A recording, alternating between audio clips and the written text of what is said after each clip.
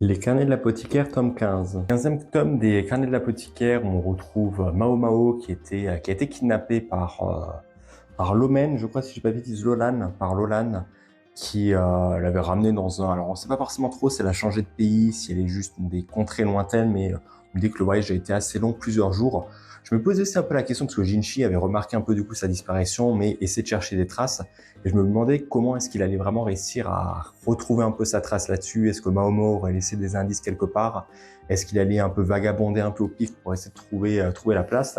Finalement, c'est de manière plutôt très intéressante, je trouve, dans la manière dont c'est fait. On a Lacan qui a l'air de mener un peu son grain de sel et qui aurait mené des petites enquêtes sur certains trucs, notamment sur les fonds économiques, ce qui serait passé peut-être dans une partie du pays et qui expliquerait peut-être un peu la fabrication d'armes qui a eu lieu récemment, qui a mené aussi au fait que quelqu'un avait essayé de l'assassiner un peu là-dessus. En vrai, c'est bien joué. C'est toujours un peu ce que je rentais au début des carnets de l'apothicaire. C'est genre, il y a des petits éléments qui sont dissimulés au début des arcs et qui sont mis en place et qui ont vraiment de la valeur un peu plus tard. Par exemple, il y a ce personnage qui a telle maladie, un truc comme ça, tu te dis, ok, c'est un truc anecdotique, ou même des fois des petites histoires. Là, on en parle, voilà, des fusils qui ont essayé de tuer Jinchi.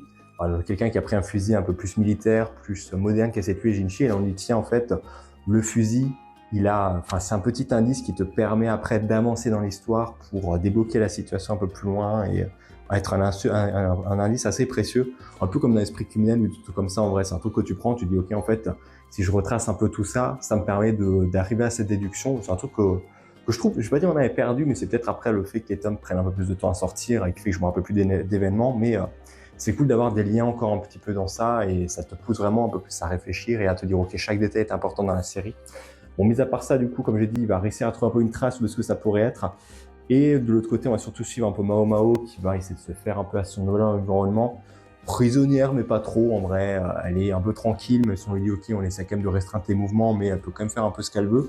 Elle va se faire avoir dans un truc, je vais pas forcément dire par qui, mais quelqu'un qui va découvrir un petit peu quelque chose qu'elle aurait fait. Elle va se mettre emprisonnée en tant qu'apothicaire, du coup, vu que c'est un peu son métier aussi là-dedans. On sent qu'il y a une sorte, déjà une petite minuterie qui se met en place. On se dit, ok, ça ne pourra pas rester des années comme ça. Jinchi va devoir assez rapidement, dans les prochaines semaines, voire les prochains mois, essayer de rapidement sauver Mao Mao avant que un drame ne subvienne. Mais ouais, c'est plutôt cool. Et toi, t'en penses quoi?